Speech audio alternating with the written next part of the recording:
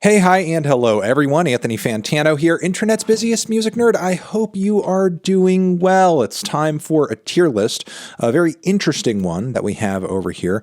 I'm going to be going over all of the albums of the year from Pitchfork Media through the 2000s and tiering them out according to how I feel about them personally. Pitchfork Media, pitchfork.com, historically one of the most popular and relevant music tastemakers of the internet era, and at no point was that influence more apparent than in the 2000s. They really had a stranglehold in terms of what made for relevant and cool and hip music in the indie scene and the underground for that decade. So as a result of that, there are quite a few albums from that time period that, they helped put on and popularize and inject into our minds in terms of, this is like great quality, fantastic, amazing music. However, a lot of those takes were made a long time ago. Those records have had quite a bit of time to age, 20 years in fact for some of them. So what better time to go back and see, hey, are some of these calls that were made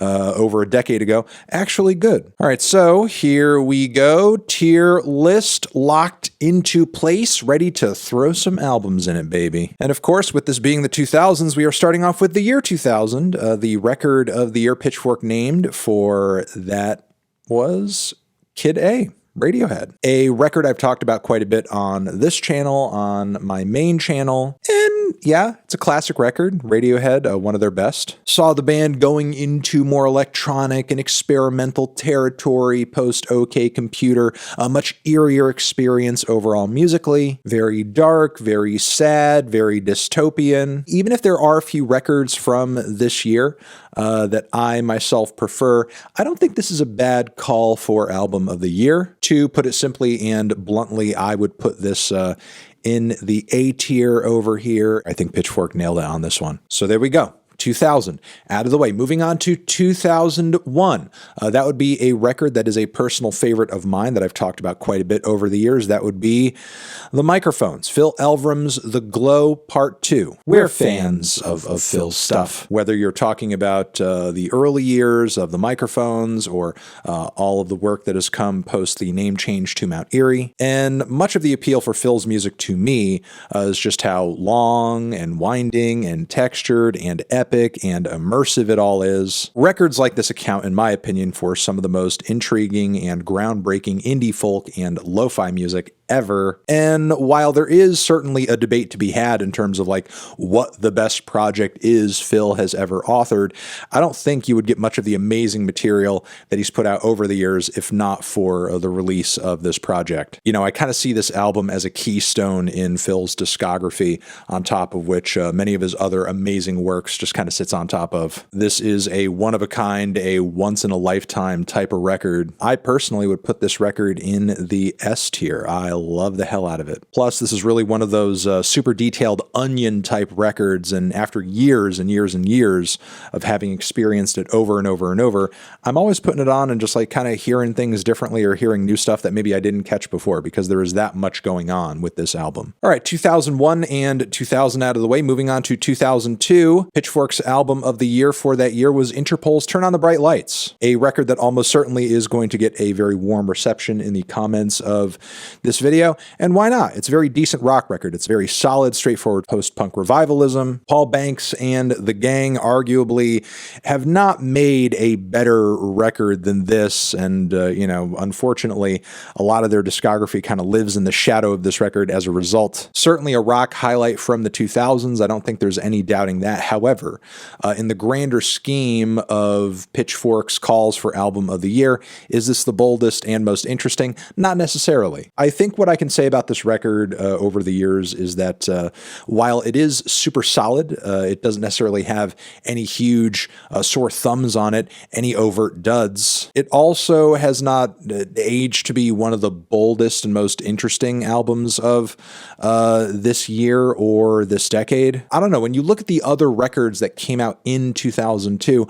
I think there are some releases that, I don't know, have maintained a bit more excitement over this time period. Songs for the Deaf from Queens of the Stone Age, or even Yoshimi from Flaming Lips, of course. And while I'm not a huge fan of the band myself, I'm sure there are some people in the comments who might think, wait, 2002, that was when freaking Wilco dropped Yankee Hotel Foxtrot. I just kind of happen to think that there may have been some more interesting picks for album of the year that year, frankly. Though Turn on the Bright Lights was certainly not the worst pick that one could make. I'm going to put this one in the B tier. I think it's pretty good. All right, moving on to 2003, we have The Rapture's Echoes, New York dance punk and post-punk outfit, The Rapture with their most critically acclaimed album over here. I've never really talked about The Rapture much on my main or this channel, and that's because I've never really been that into their music. Going back to listen to this record for this video has kind of confirmed as to why. Was this a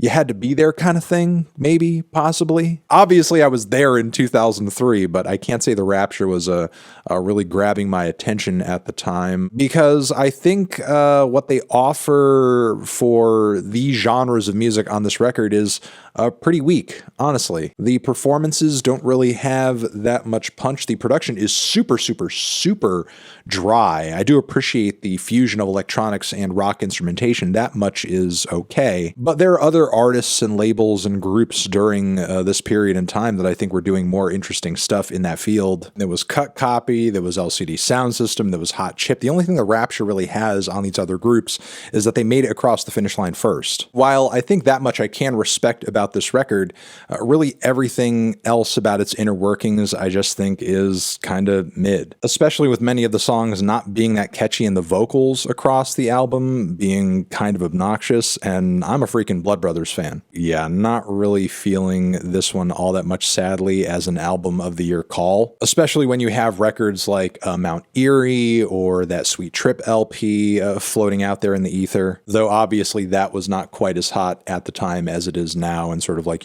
post-Rate Your Music world. But simultaneously that year for the metalheads, you had Dope Smoker. For the hip-hop heads, you had that Victor Vaughn album that was really good, and Postal Service's Give Up, which I would listen to over this record any day, as well as White Stripes' Elephant. So say what you will about the quality of this record over here, I think there were more interesting picks for album of the year in 2003. Frankly, I'm putting this one in the D row. Okay, next, 2004, we are moving on to the debut album from Canadian indie rock exports, Arcade Fire. Yep. Funeral, one of the most beloved indie albums of all time, and another record in a band's discography that they kind of continuously live in the shadow of, in a way, as creatively this album is sort of seen to be their peak, which I do think is arguable, but simultaneously the way this record has aged over the years, to my ears, not the best. While I do appreciate the kind of larger than life, cinematic, grand instrumental presentation that Arcade Fire brought to the table that was hugely influential to indie rock and pop for the next decade, I still think there are some drab songs here and there in the track list of this record. The vocal performances weren't really the best. There are some things I think Arcade Fire improved about their songs along the way to The Suburbs a little while later. It was obviously important and impactful and huge and fantastic for its time, but almost 2 decades later, I think Funeral is sounding not amazing, but solid. Just like Turn on the Bright Lights, I would put it in the B row. B for Bam. So not the worst call for album of the year. However, in 2004, you did also have freaking Mad Villainy, as well as The College Dropout. 3 Cheers for the emo heads, which that is an amazing record. Shout out to MCR. And, for the grindcore fans, and I do love this LP myself, we do have Pig Destroyer's Terrifier. No way in hell would Pitchfork name a record like that album of the year, but for grindcore, it's pretty essential. All right, moving on from there, we have 2005's Sufjan Stevens, Illinois, which honestly, over the years has aged amazingly. The songwriting is fantastic. The instrumentation is immaculate. The songwriting and lyrics are still mind-blowing and intriguing to this day. A very unique and one-of-a-kind record that just kind of makes me sad that Stevens is obviously not going to be continuing with this 50 States project and everything. But still, what little we did get out of it was very quality, especially in the case of this. I think the world of this record, and just think it's pretty and incredibly arranged. Pretty much put Sufjan on the map, and a proof of him being one of the best singers and songwriters of the modern era. I would put this unquestionably in the S tier. And as far as Pitchfork goes, I think this was a very solid call for album of the year, even if it was like an obvious one, because geez, this record is just so fantastically put together. Next, for 2006, we have what I think was yet another very solid call for album of the year. The Knife's Silent Shout. Electro-pop outfit and synth-pop outfit The Knife came through with an album that I think really kind of expanded the genre into very eerie, dark, otherworldly, and surreal territory, with a lot of cerebral bops and bangers, some interesting low-key cuts as well, some of the most unique production and vocals for these styles of music too.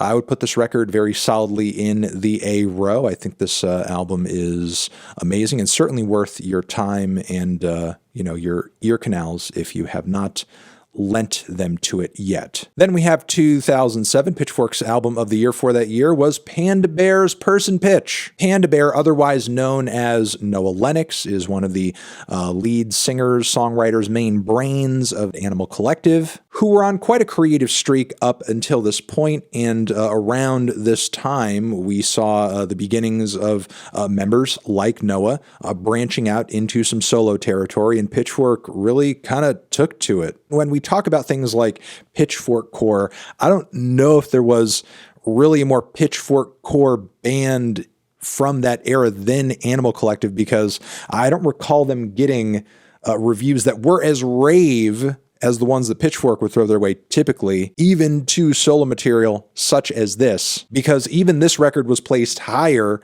than the album Animal Collective themselves dropped that year, Strawberry Jam, which personally I do prefer that project. Look, if you go online, you will find no shortage of very positive takes in reaction to the very atmospheric and thin production, the meandering and repetitious bits of vocals and instrumentation on this record. You will find people dissecting very positively its lyrics and its textures. Yes, there is a lot of that online. However, there's not going to be any of that here. I'm not really a fan of this album, to be honest. Yeah, I think it's actually kind of boring, and generally think that Animal Collective's core band material is more worth a listen than pretty much anything the outfit respectively has done solo, though I did think that Deacon record from a while back was pretty good. But yeah, Person Pitch, I just don't really get a whole lot out of this record. While I think some of its sound palettes are interesting for at least a moment or two, pretty much every track on this record slowly just grows less and less interesting for me over time. And frankly, I think there were some much more interesting albums that dropped in 2007 that are equally superior to this as far as like album of the year goes. So Animal Collective fans, before you get your panties in a twist here, like remember, 2007 was also the year of In Rainbows, of Untrue, of Sound of Silver. We had amazing records from Stars of the Lid, as well as Blue in Exile, and also Wolves in the Throne Room's Two Hunters, which some fans may or may not remember or care about, but that record single-handedly created the, American black metal explosion that we're still kind of like seeing the remnants of ripple out to this day. MIA's Kala dropped that year as well, which is another album I would rather listen to than Person Pitch. I think 2007 was a very dense year, and with so many great records to choose from, I just don't see why this album got picked as album of the year. Again, Strawberry Jam was right there. So yeah, while it's far from, the worst call that could have been made, maybe I don't think it's a very interesting one. I would put this record in the C tier. Okay, next we are almost done with the decade. We are moving on to 2008. Pitchfork's album of the year that year was the debut record from Fleet Foxes. Robin Pecknold and the gang came through with a super solid, beautiful, and at some points stunning little indie folk record here. The atmosphere and the vocal harmonies were fantastic. The songs and performances were certainly there too. However, I will say personally that I much prefer the Fleet Foxes album Helplessness Blues. The instrumental palettes on that record are more varied. The songs hit a lot harder as far as melody and also lyrics, because I think Robin Pecknold is writing from a much more personal place on a lot of those tracks. While there are some great songs to be had on this record, I see a lot of it as a very beautiful, folky ear candy, which is very pleasant and very ornate and very pretty, but not necessarily digging as deep emotionally for me as the follow-up. With that being said, this is still very quality and very nice record overall. I would put it in the B row. I think it's a solid pick for album of the year. And while there was certainly some competition to be had for that spot, like Portishead's third, I wouldn't say there was maybe as much competition. It wasn't as dense a year as I would say 2007 was. Finally, for 2009, as we finish off the decade, we have the meme album, the cover.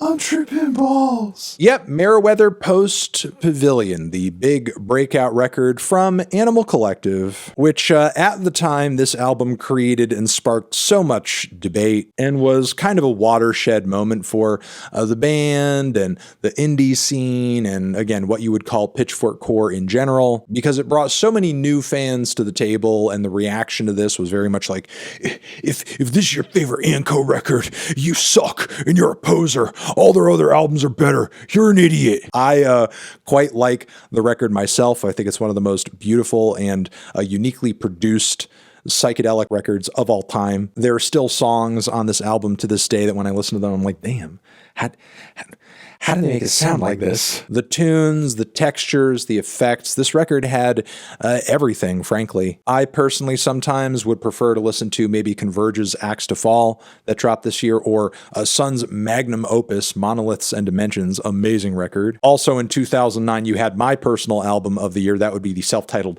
Fever Ray record, and this was essentially the first that I was doing music reviewing on YouTube. But having said that, I still think Meriwether Post Pavilion is a fantastic record, a groundbreaking record, and a very solid pick for album of the year. I would put this over in the A row.